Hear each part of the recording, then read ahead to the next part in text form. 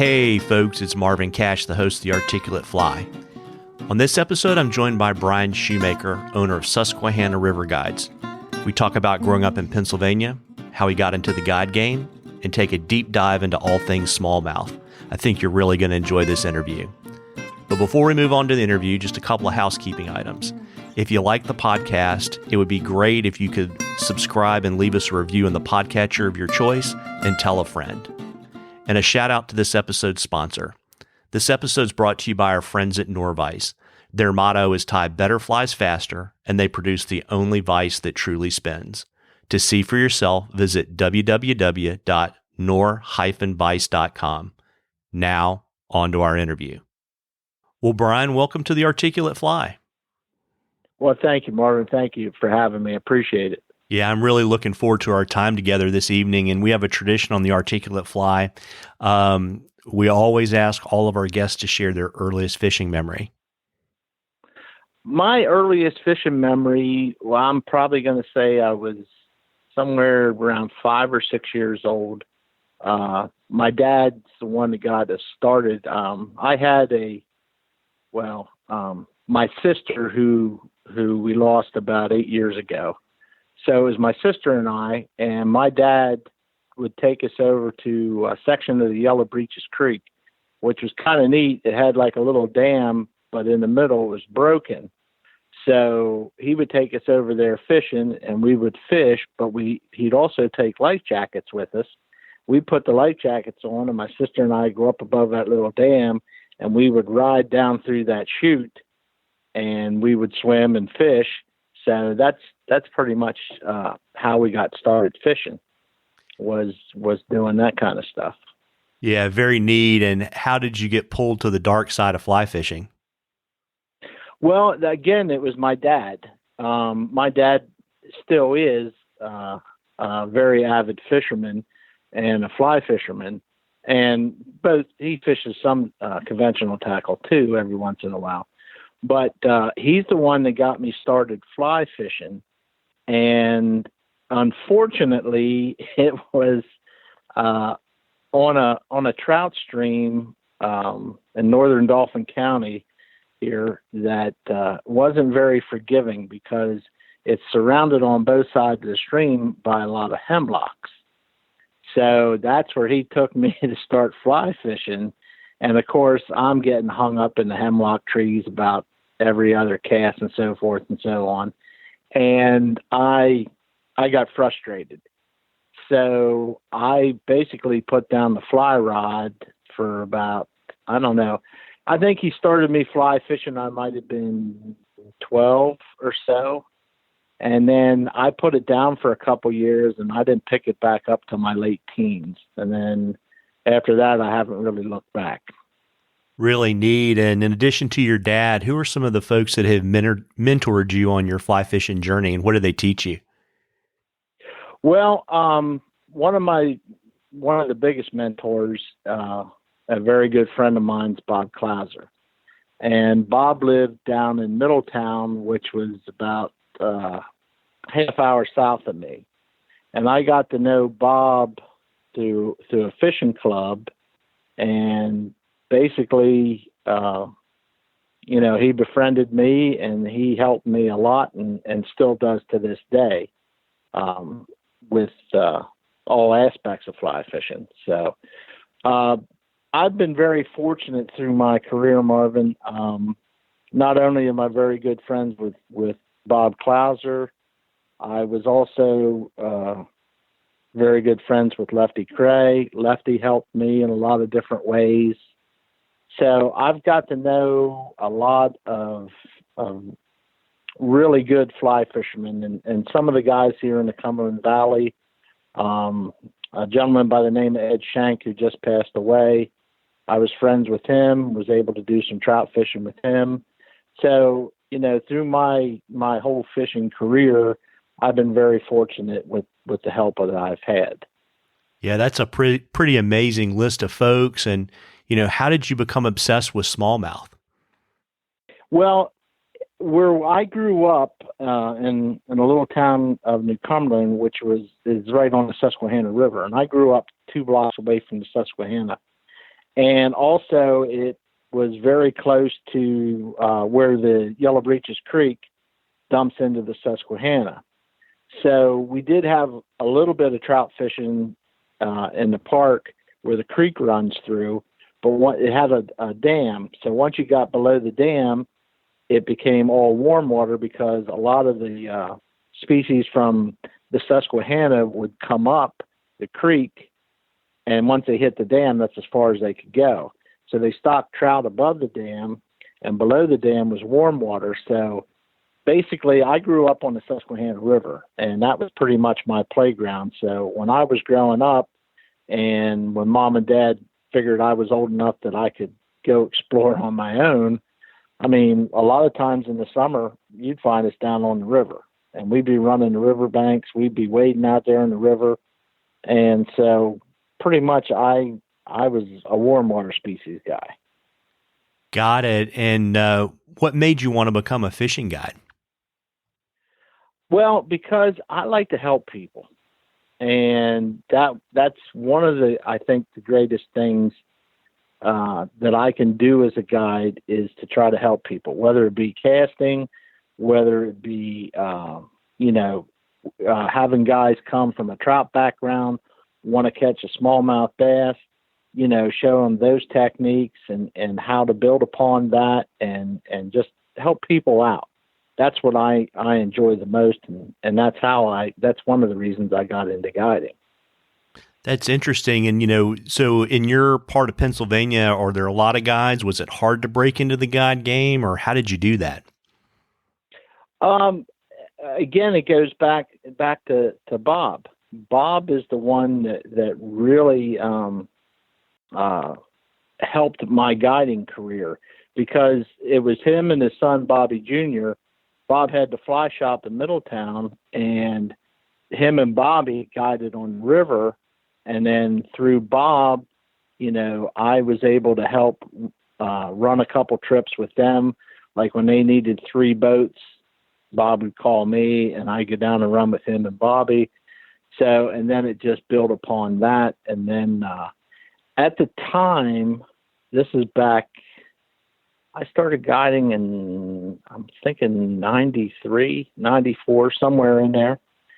Back then, for fly fishing for smallmouth bass on the Susquehanna, there was only like 4 or 5 of us. And that was it. There wasn't a whole lot of us doing it. So it was Bob and Bobby, myself. There was another fella up on the West Branch and one up on the North Branch. And at that time, through the 90s and early 2000s, that was pretty much it for fly fishing. Now, we had a lot of conventional tackle guides, but as far as the fly fishing goes, there was only about 5 of us doing it. Wow. And what's it like today? I'm sure there are a lot more folks out there, right?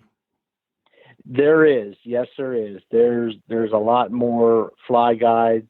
You still got about the same amount of conventional tackle guides, but yeah, there's been more fly guides come out of the woodwork. So yeah, it's not as crowded as the trout guiding is, but yeah, it's more crowded than what it used to be. That's for sure. Yeah. And how does the state of Pennsylvania regulate guiding? Is it like Montana and Wyoming, or is it not that restricted? It's not that restricted. The only thing that Pennsylvania, Pennsylvania has a guide's license. And there's just a few stipulations, like you have to have proof of liability insurance, first aid, CPR. You have to have either a captain's license or a boating safety certificate to get your guide's license. And of course, there's a fee involved with that as well. And that's all required to be a guide in Pennsylvania. Yeah, that's kind of seems to me like that falls a little bit in the middle, because I know like in North Carolina, you have to have a license, but there's really not a lot of requirements other than having the money. And it's obviously it's not quite as strict as, what Montana does in terms of outfitters and guides that work for them. But, yeah, it's good to know. It sounds like, it's nice to know that, when you book a guide in Pennsylvania that, you're going to be safe and you're going to be well insured, for sure. Right. Absolutely. And so you've been guiding for a while, and you've seen people come and go. You got to spend time with Bob and Bob Jr. What do you think it takes to be a good fishing guide? Number one, I think it takes patience. It really does. But you have to be a people person. I was told early on in my career, basically as guides, we are entertainers, because you're going to get folks that come with you for the day, okay? Whether you're going to wait them or you're going to be in a boat, but you're going to spend at least 8-10 hours with those folks for the day. So you've got to be a teacher, a coach. If fishing's going slow, you've got to tell them stories, keep them engaged. So, when you combine all of that, we are basically entertainers. And you've got to have the personality. You got to be a people person, and you got to be willing to teach and help these people succeed, because, there's, some folks, they save up for a whole year just to come to spend to fish a day or two with me. So, those folks, you got to put yourself in their shoes. This is their big vacation or big expenditure for the year, and you want to give them the best day possible that you can. Yeah, and I think people sometimes don't realize how physically demanding it is to fish for smallmouth, particularly in the summertime when it's so hot. Oh, absolutely. Absolutely. One of the hardest things being a guide is to keep the people focused and in the game, because there's a lot of casting involved when you're fishing for smallmouth bass, especially, out of a drift boat, which is what I do for the most part. And, you've got you got to keep them focused and have them paying attention. And, you'll go through a slow stretch during the day where, the fish might not be as active as they were when you first started. And, their minds will start to wander. And about that time, they can miss the fish of a lifetime, or, real big smallmouth bass. So, you got to keep talking to them, keep coaching them, and keep them in the game and keep them focused. That's one of the hardest parts is to keep the people focused. Like you said, middle of summer, July and August, it's 95 degrees out there. You're sweating, it's hot, it's humid, but you got to have them maintain that focus. Yeah, as I joke with people, I grew up in Central Virginia, and that's where I usually fish for smallmouth. It's definitely not a dry heat in August for sure. No, that's for sure. It gets pretty swampy. That's the way it is. Absolutely. And so, one thing that always interests me, because I've been lucky enough to talk to several smallmouth guides on the podcast, is kind of the regional differences in smallmouth fishing. So I'm kind of curious, how are smallies in Pennsylvania different from, say, smallmouth down in Virginia or in the upper Midwest? Well, I think, a smallmouth bass is a smallmouth bass in any moving water, okay? They're going to relate to the structure that's there, okay? So on my rivers here, and even in Virginia, they're pretty much limestone based. So you have your ledge systems, your rock outcroppings and stuff like that. And the bass here, I'm going to say in the Middle Atlantic region, relate to rock structure versus where, at least on my rivers, I don't have a lot of wood to fish.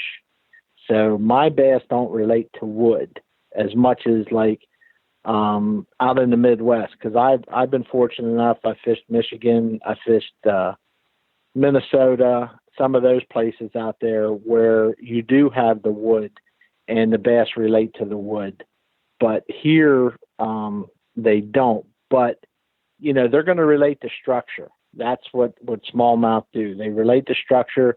They're a predator and they're an ambush predator.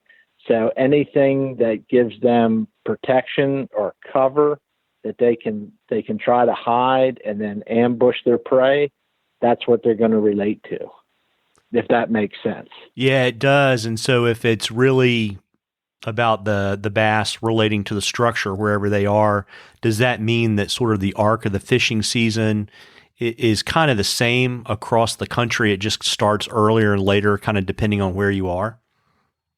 Yeah, absolutely. Like, the further south you would go, when you talk like Virginia down through there, that's going to usually, because it warms up earlier than, say, here in Pennsylvania.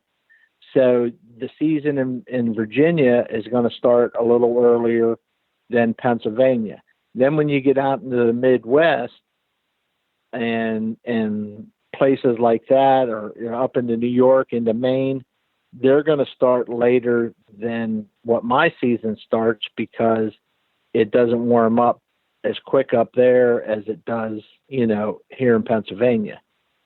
The other thing, if we could backtrack a bit about, you were talking about the different fisheries in the different parts of the country versus like Virginia, Pennsylvania, out in the Midwest. And so it's interesting to see, like here where I am on the Susquehanna and Juniata, you have Bob Clouser's influence.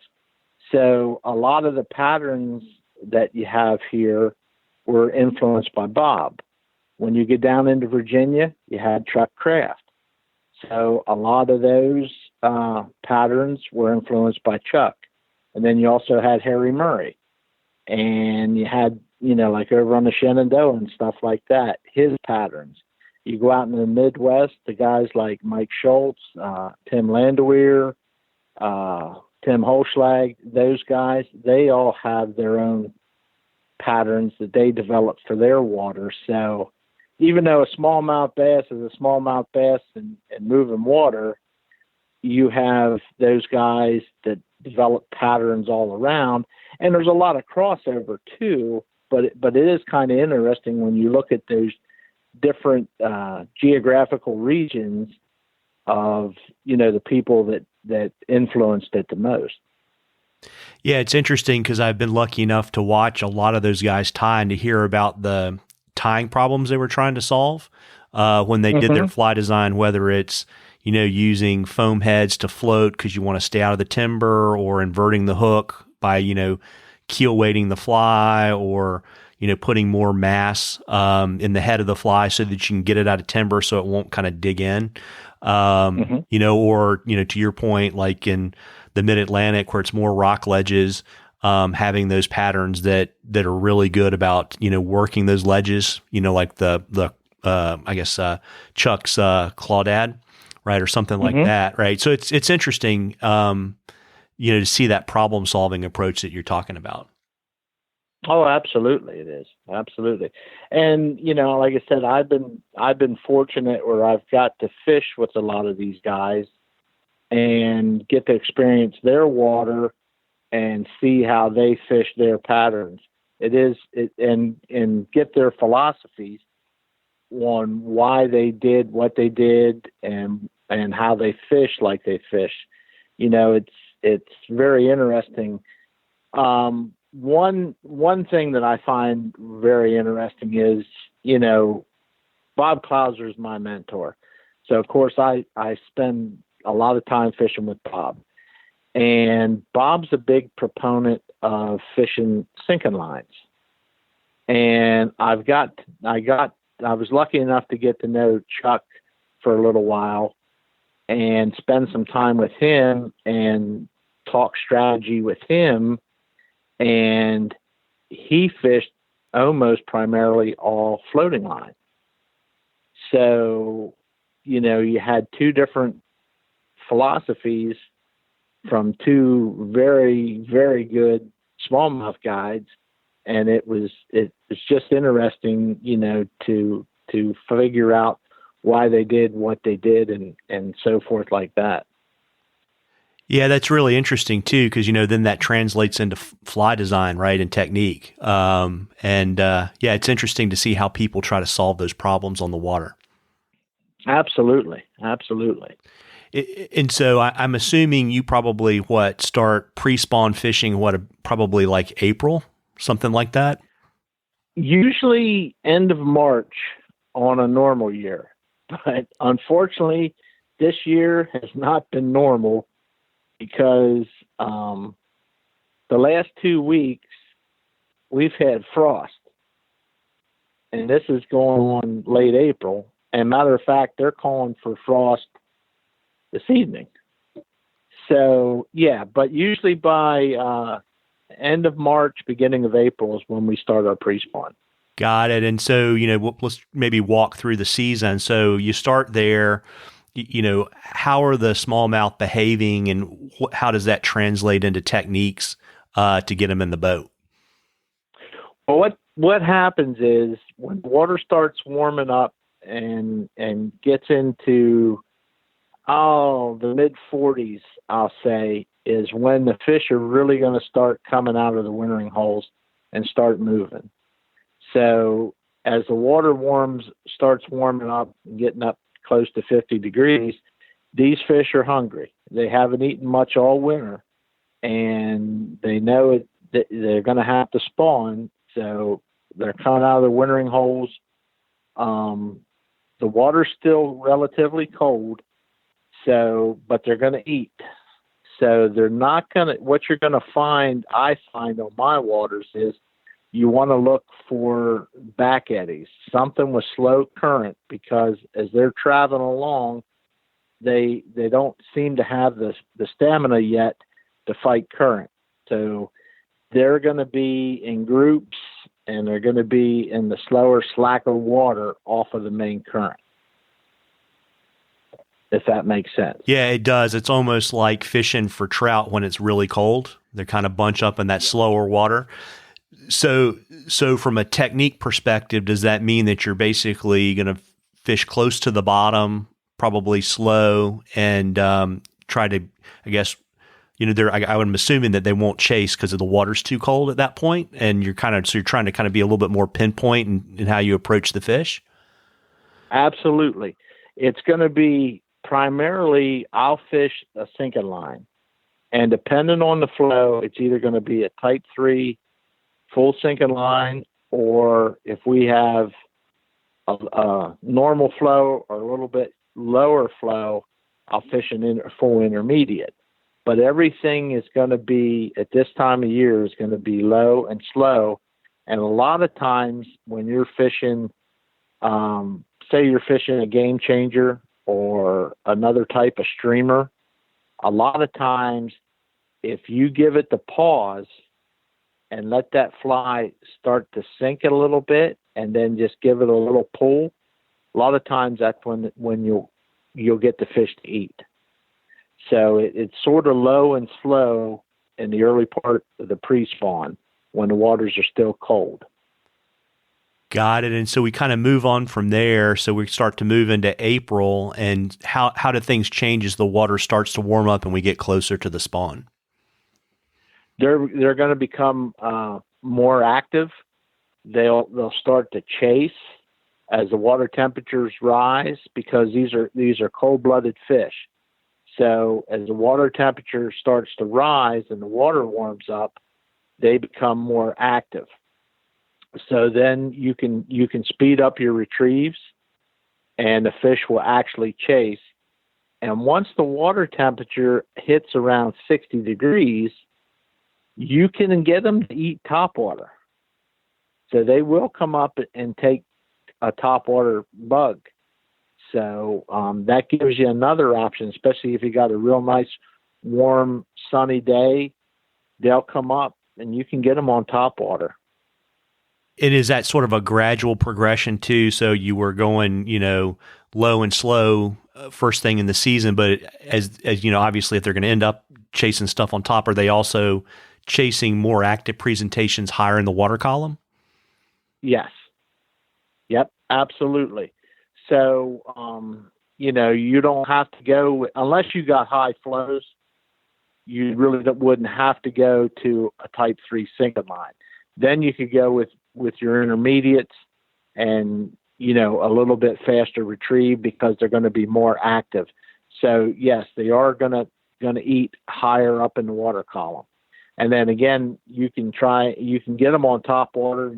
Of course, you use a floating line then and a popping bug or something like that, and you can get them to come up and eat. So your retrieves will be a little bit faster, a little bit higher in the water column as they progress into the spawn. Got it. So they kind of come out on the other side, right? So it's full and warm. How long does it take before you get into kind of, I guess, what people would think of as that traditional summer smallmouth bite?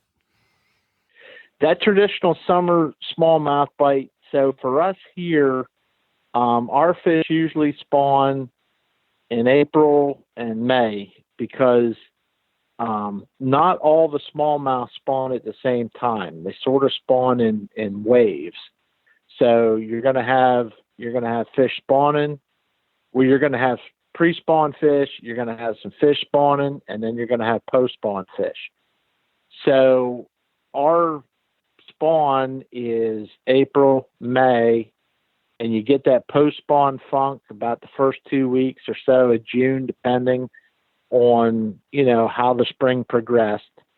And then we, by the time the end of June, beginning of July, that's our summer pattern is when it really starts then. And then by then, all your fish are spread out in the river system. They're more active. They're chasing bait. They're eating insects. So, you can do a combination. You got popper fishing as well as streamer fishing. Yeah, and I guess that's going to hold right until you get a few really hard frosts to kind of start to get people to kind of back off, in probably like early October, something like that? Usually for us, it's usually around mid-October, mid to late October. Depends on when them first heavy cold fronts start coming through.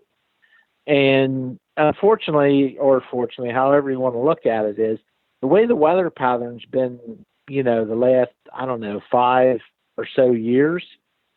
I mean, we've had some, I'll call it falls, that we've actually fished into December, and we're catching smallmouth on the fly because we still have water temperatures around 50 degrees or in the 50s. But on a normal year, usually mid to late October for us is when they're going to start slowing down because the water is going to start cooling off again. And so, it's kind of, I assume it's sort of like watching a ball bounce, right? You started on the bottom, you came up to the top, and, I assume, as you fish, as the fish start to slow down and things cool off, you're going to start moving back down the water column and back to kind of the winter structure. Is that right? Absolutely. Absolutely. As the water cools off, and they're going to start moving again. They're going to start grouping up again because they're going to start moving towards the wintering holes. So yeah, you'll start as the water starts cooling off, you're going to get deeper and your presentations are going to get slower for sure. And obviously the weather's been nutty the last few years, but when do you kind of normally kind of hang it up and go chase something else, either on the fly or maybe go deer hunting? I'll be honest with you. I'll still be out there fishing as long as the water temperatures are still about 45 degrees, because you can still catch smallmouth on the fly. The coldest I've caught them was 42 degrees. So, but it's not for everybody because, you're using full sinking lines, you're using weighted streamers, and it's real slow retrieves. But I actually stopped guiding the end of October. I do have some clients that'll come out and do that, but that's not for everybody. You know what I mean? Because a lot of guys, they want to cast, they want to strip, they want to cast, they want to strip, and that's not the game you're playing when that water temperature gets down in the 40s. Yeah, and it's a lot of work casting big streamers on sinking lines. And, I mean, obviously the game, right, is to cover as much water as possible. And so you may not be sweating like it's August, but you'll get tired just the same, right? Oh, absolutely. Especially when you're throwing those sinking lines like that and bigger streamers, you better believe it.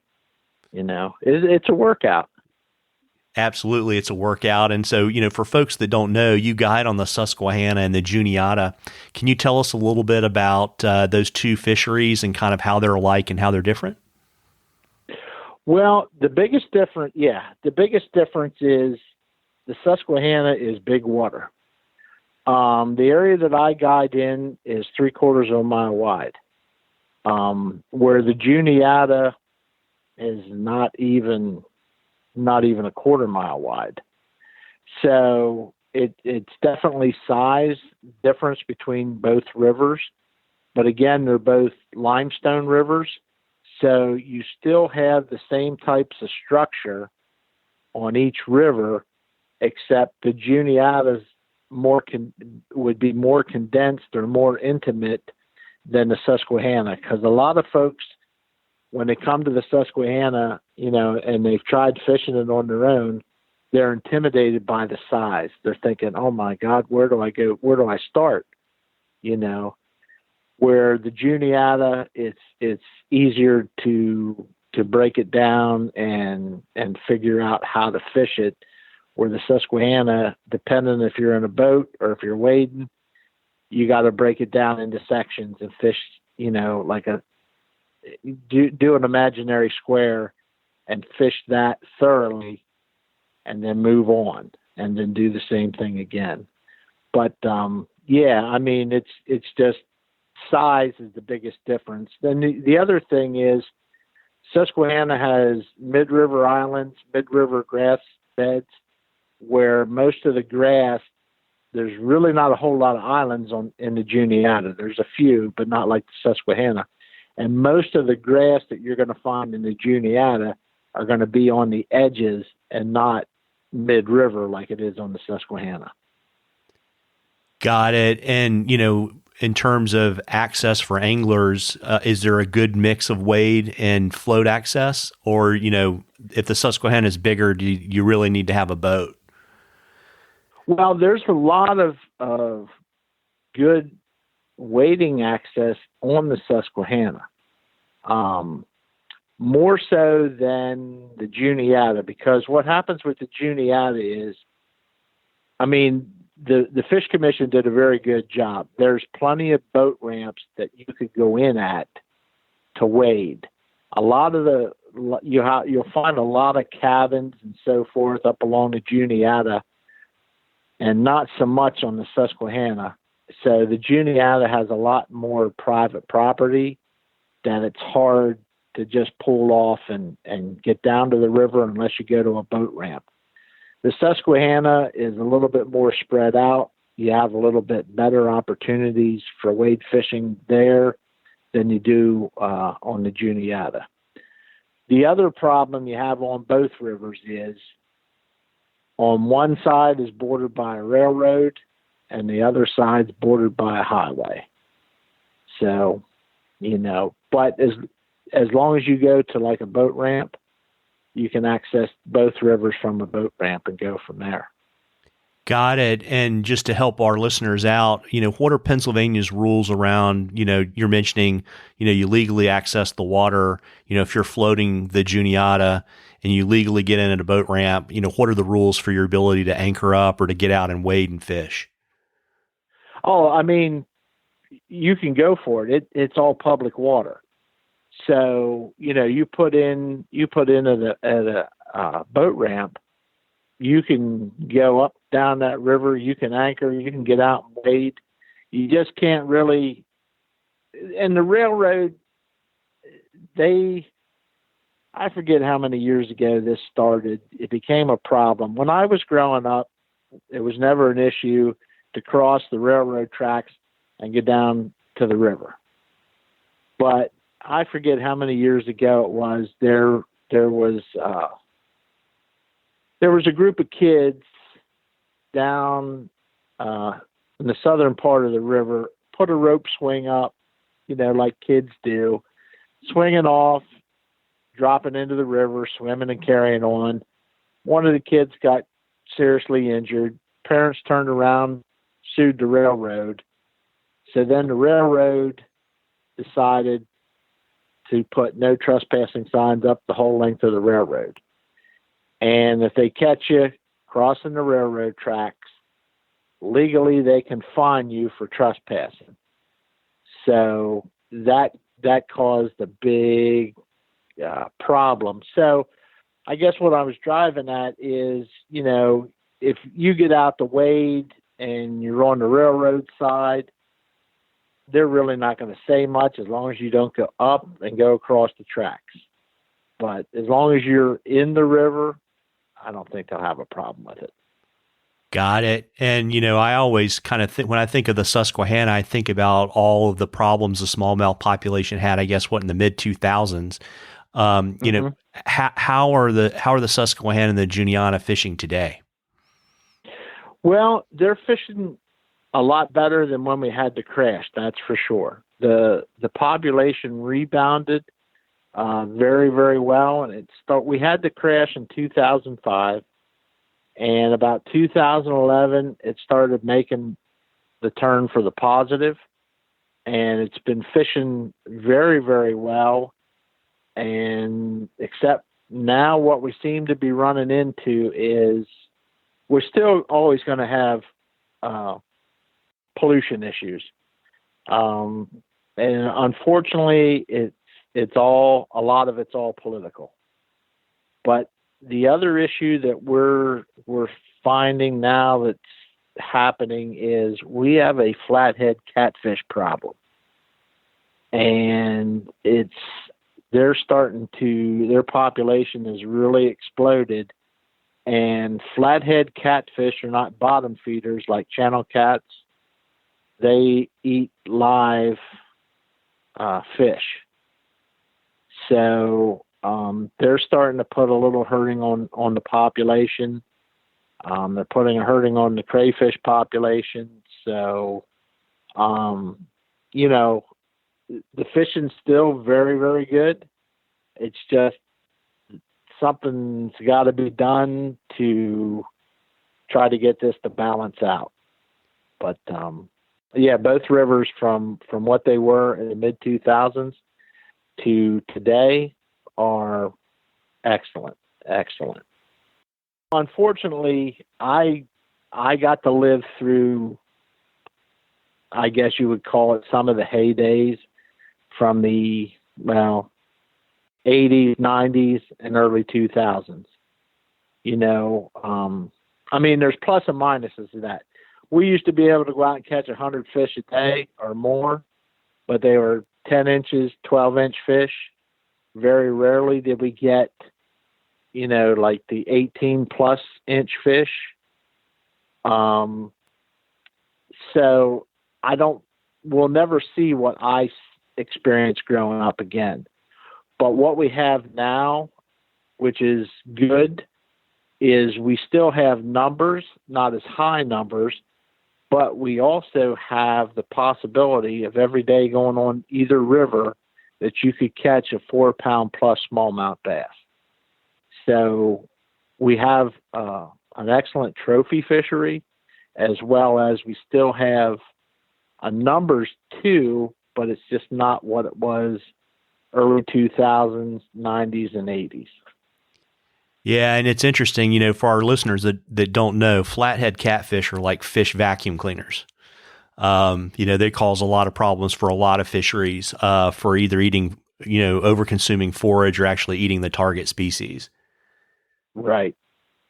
Exactly. Yeah, they can really put the wood to a fishery.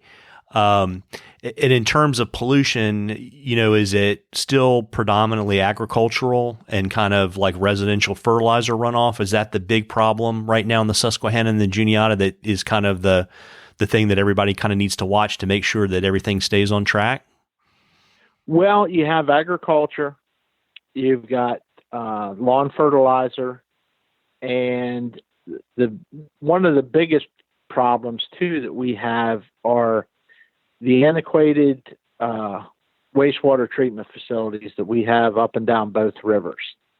The wastewater treatment facilities today are not equipped to filter out pharmaceuticals. So that is another big issue that you have, because when the waste comes in, and the pharmaceuticals hit the wastewater treatment plant, they basically just keep on going because they can't filter them out yet. So you've got agriculture, fertilizer, and pharmaceuticals. That's the three main right there. Right. And I guess all the fertilizer and agricultural waste, I guess, drives up the nitrogen in the water, and then you have these kind of algae blooms, and then that takes the oxygen out and kills the fish that way, right? Absolutely. Yep. It depletes the oxygen when you get these algae blooms, especially you get a real dry summer, you get low hot water, and then those algae blooms just explode. And then it takes the dissolved oxygen out of the water, and then it eventually will kill the fish. Yeah. In my understanding on the pharmaceutical issues, it's everything from, it causes lesions on the bass to makes them sterile. I think I've read articles about how literally smallmouth bass have changed from male to female or female to male based upon some of the pharmaceuticals that are making their way out of the wastewater treatment process. Absolutely. Absolutely. It's unfortunate because, I think we all take some sort of medication, whether it's prescription or over-the-counter stuff. Everybody takes something. So when you go to the bathroom and then, you flush the toilet, it all gets washed in to the wastewater system. And like I said, they can't filter. They don't have the abilities there. It's just, the municipalities have got to spend the money to upgrade to be able to do that. And that is part of the political process that it just, it's hard to address because nobody wants to raise politicians don't want to raise taxes. And, the population doesn't want to pay more in taxes, but I honestly feel, without getting on my soapbox, that if the public was made aware that a lot of their drinking water comes from these rivers that we love to fish that aren't that clean, I think enough pressure could be put to make these changes. But till you get the general population to realize that, it's just going to be status quo that we've been fighting forever. Yeah, that's a really good point, and I'll help you not get on your soapbox by asking you to share your favorite patterns for smallmouth and how you like to fish them. Well, some of my favorite patterns, we can start with poppers. I'm a big fan of can I name brands? You can do whatever you want to do. Okay. One of my favorites are going to be Boogle Bug Poppers. I'm a big fan of Chuck Craft's Poppin' Bugs. Of course, you're going to use a floating line, 9-foot leader. The key is, I get clients, put a popper on for them, they make a cast, and they want to just rip it back across there and splash, splash, splash water across. And sometimes, yes, you will catch a fish that way. But for the most part, I like to make the cast. You let that bug hit the water. You let the rings disappear, let it drift a little bit, and just give it little short twitches, just enough to make those rubber legs just wiggle a little bit. And then just let it basically dead drift, a little twitch, dead drift, a little twitch. When you want to drop down into the water column, flies like smaller game changers, definitely Clouser minnows. There's other flies like a Murdich minnow, even a Lefty's deceiver. Those, for the most part, I'm going to fish on an intermediate line.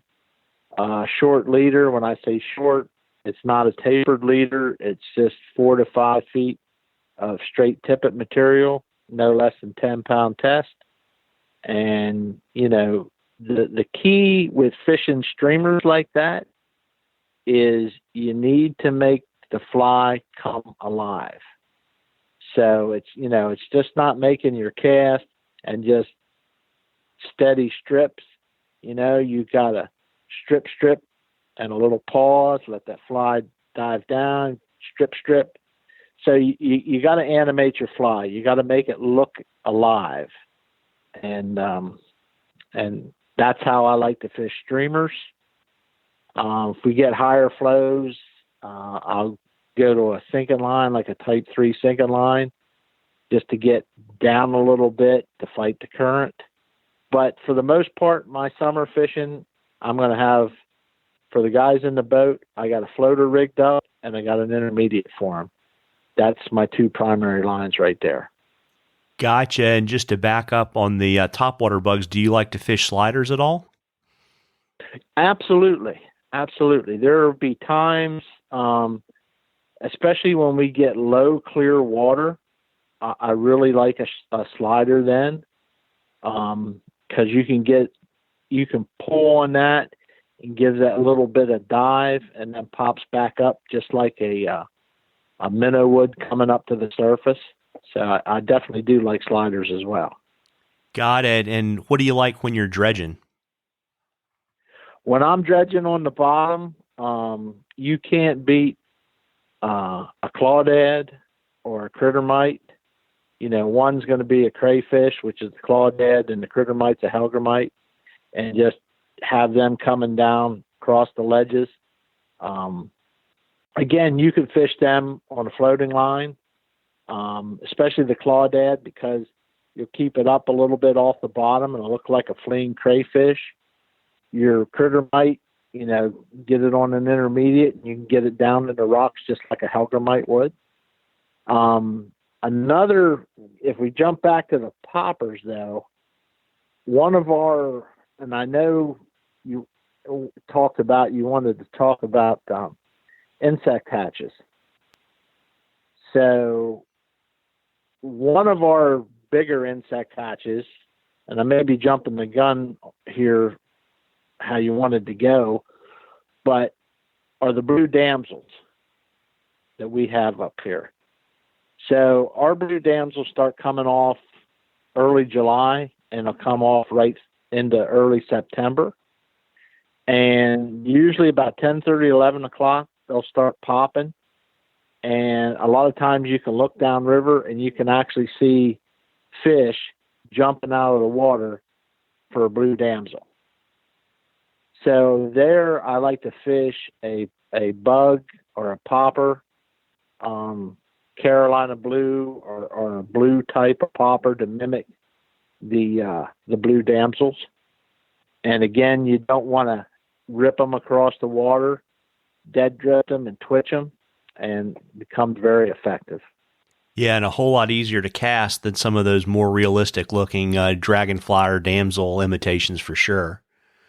Oh, absolutely. Absolutely. And do you guys have cicadas up in Pennsylvania like they do down in Virginia? We do have cicadas.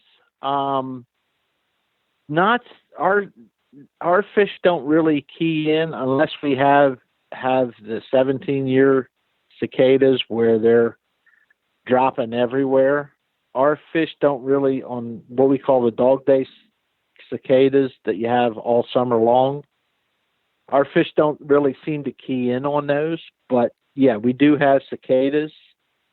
And while we're on insects, it's kind of interesting on both the Susquehanna and the Juniata, because they're limestone-based rivers, we have pretty much a lot of the same insect hatches that we do on our trout streams.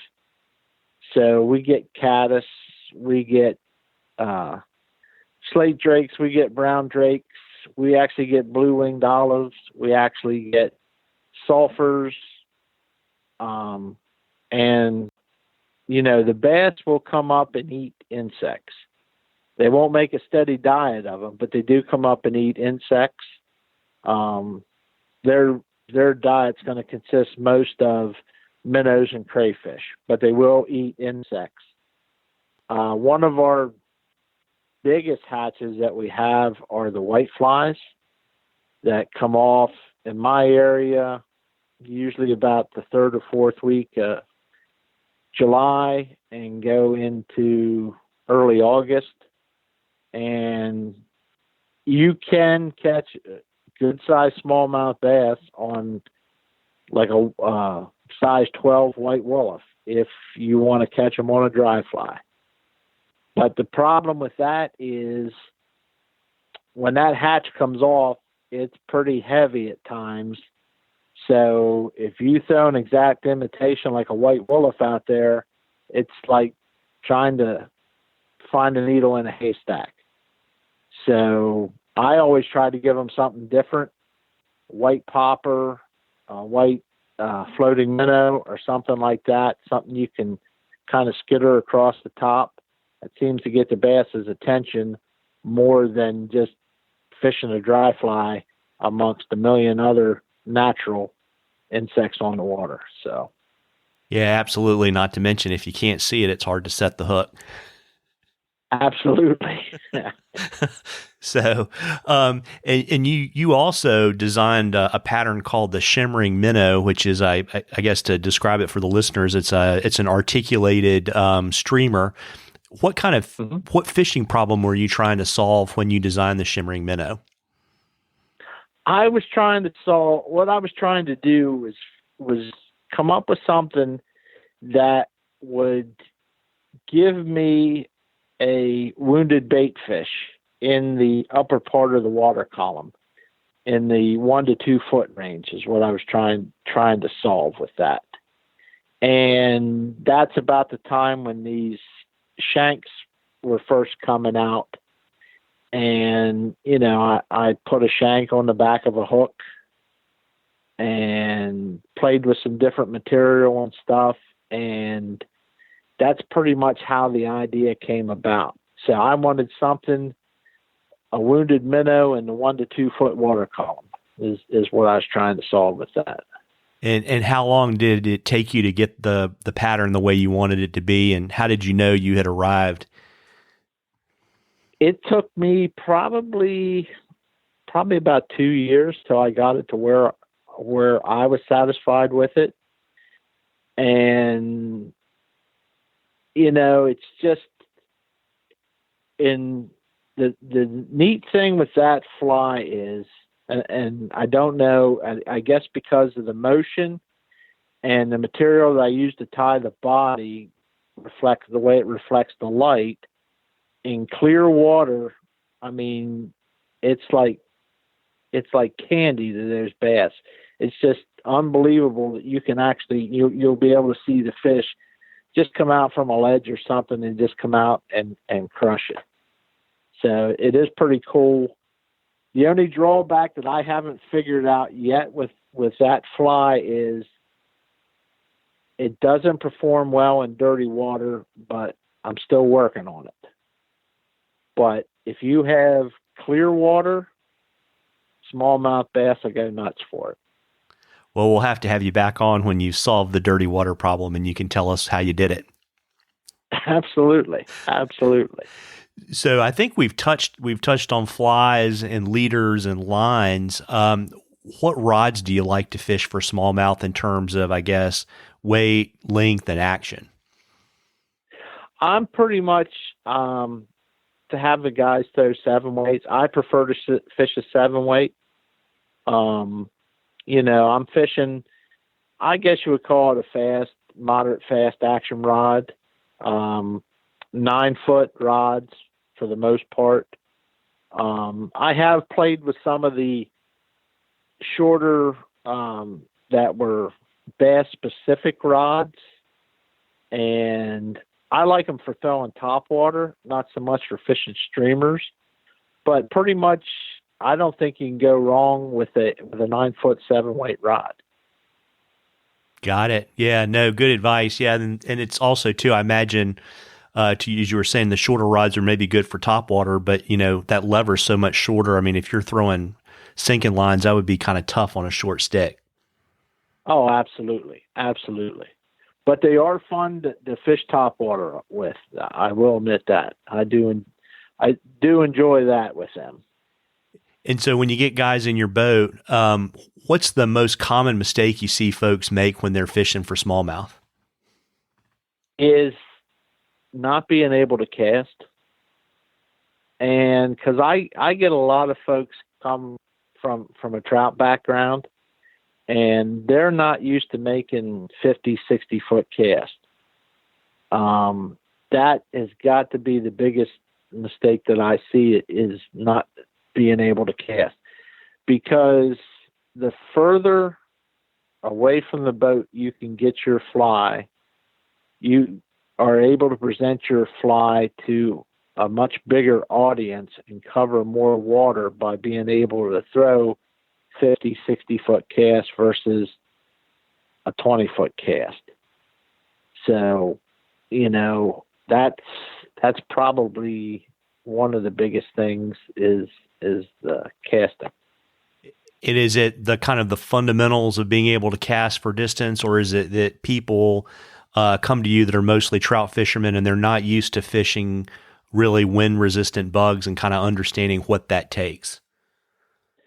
Well, it's not knowing how to throw wind-resistant bugs, but they're not used to the heavier equipment either. Because most guys are fishing anywhere from trout fishing. Majority are fishing 3, 4, or 5 weight.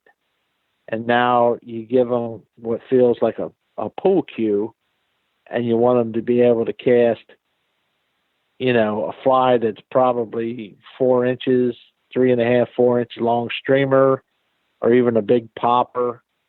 And, it's just the whole system, from a heavier rod, a heavier line, a bigger fly. It's just the whole mechanics that they're not used to being able to do that. And I guess the short answer, right, is you probably should buy a 7-weight and practice in the yard a lot before you come out. Because I don't know how you can be a good caster, but if you cast a 4-weight rod, just the fatigue of casting a 7-weight all day long is going to take its toll on you. Oh my, absolutely. I mean, the best advice I can give somebody, especially if they're, a beginner and haven't done much fly fishing, I tell them straight up. I said, look, go to your local fly shop, take a fly casting lesson, and then book a day with me. Because once you get the basics down, then I can build upon that to help you become a better caster.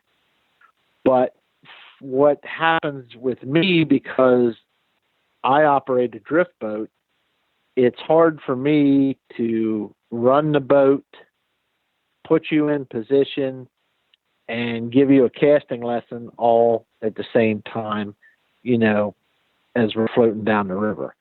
But if you take a casting lesson and you get the basics, then I can build upon those and help you to become a better caster. Yeah, I always tell people to take a little bit of the rod money away and spend it on some lessons when they're starting out. Absolutely. Absolutely. Makes life a whole lot better, because if you can't deliver the fly, it's a pretty frustrating sport, as you were mentioning early on when you were feeding the hemlocks.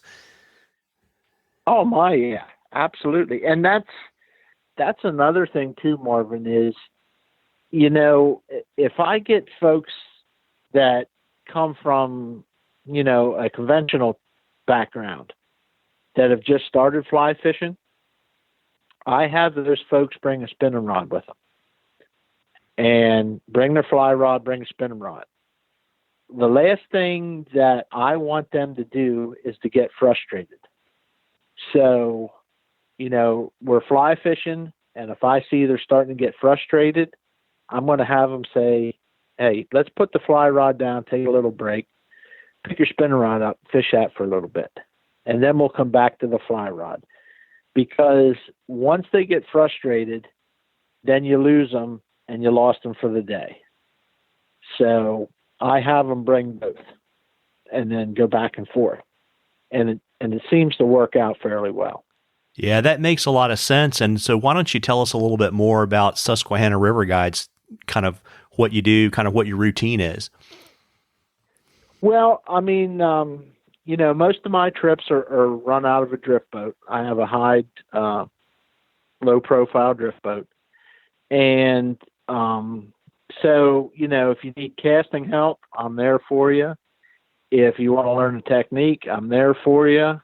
I want you to walk away at the end of the day having a great experience and felt like you learned something and that I tried to help you to become a better angler. I mean, that's what I'm here for. It's to help you get better, to help you catch fish, that you'll be able to leave my boat and be able to do it on your own. Yeah, and I noticed one of the neat things that you do is, you do full days and half days, but you also have a special deal for folks who will come and fish with you for 2 days in a row. Absolutely. I do 2 rivers, 2 days. So you come, you book the 2 rivers, 2 days package, and what that does is we'll fish 1 day on the Susquehanna, 1 day on the Juniata River, and it gives you a taste of big water and more intimate water. Still fishing for smallmouth bass, of course. Still the same types of structure and so forth like that, but you get a day on 2 different river systems. So it's gone over real well, and a lot of people like that, to be able to fish 2 different rivers for 2 days. So it's done real well. Yeah, and I always tell people, too, if you can swing it to fish with a guide for 2 or 3 days in a row, because, if you pick one day, you may not have great weather, front comes through, and you it also, I imagine, gives you the flexibility of picking which river you want to fish which day, too.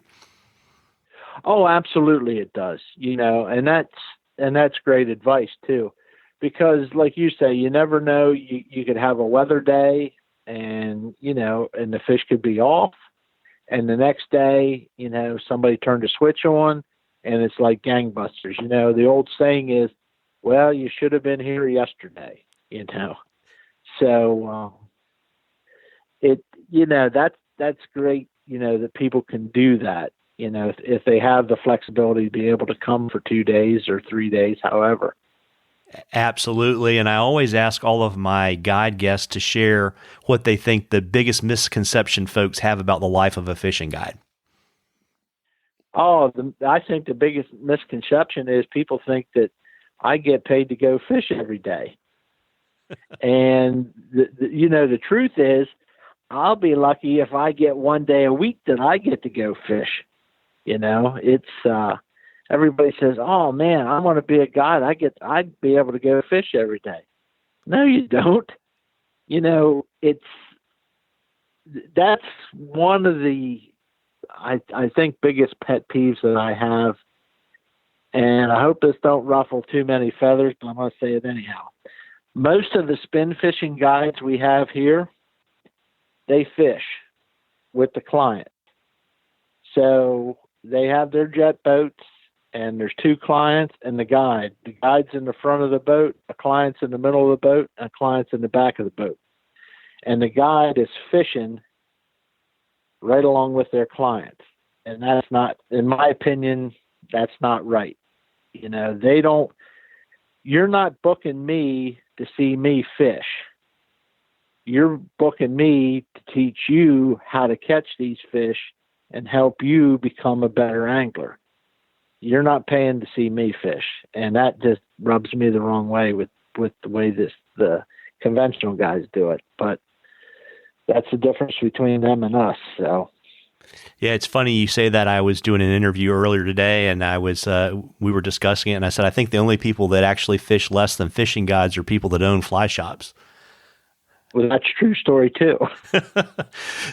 So before I let you hop tonight, Brian, why don't you let folks know where they can find you so they can learn more about your guide service, and when things get unlocked in Pennsylvania for guiding, they can book you and fish with you.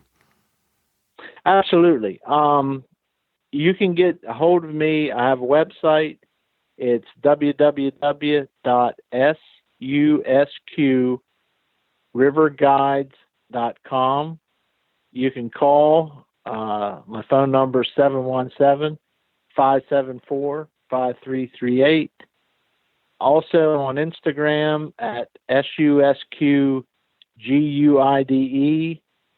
and also on Facebook, Susquehanna River Guides. Also, once we get through all this, we're still booking trips. So if you want to book a trip for later on this summer, we still have some days available, so you can get a hold of me. Well, there you go, and I'll drop all that stuff in the show notes, Brian, and I really appreciate you spending some time with me this evening. Oh, I appreciate it. Thank you for having me on, Marvin. Oh, it's been a blast. Thanks so much. All right, you take care. You too. Well, folks, I hope you enjoyed that as much as we enjoyed bringing it to you. If you enjoyed the podcast, please subscribe and leave a review in the podcatcher of your choice, and tell a friend. And again, a shout out to this episode's sponsor. Check out our friends at Norvice at www.nor-vice.com. Stay safe, everybody. Tight lines.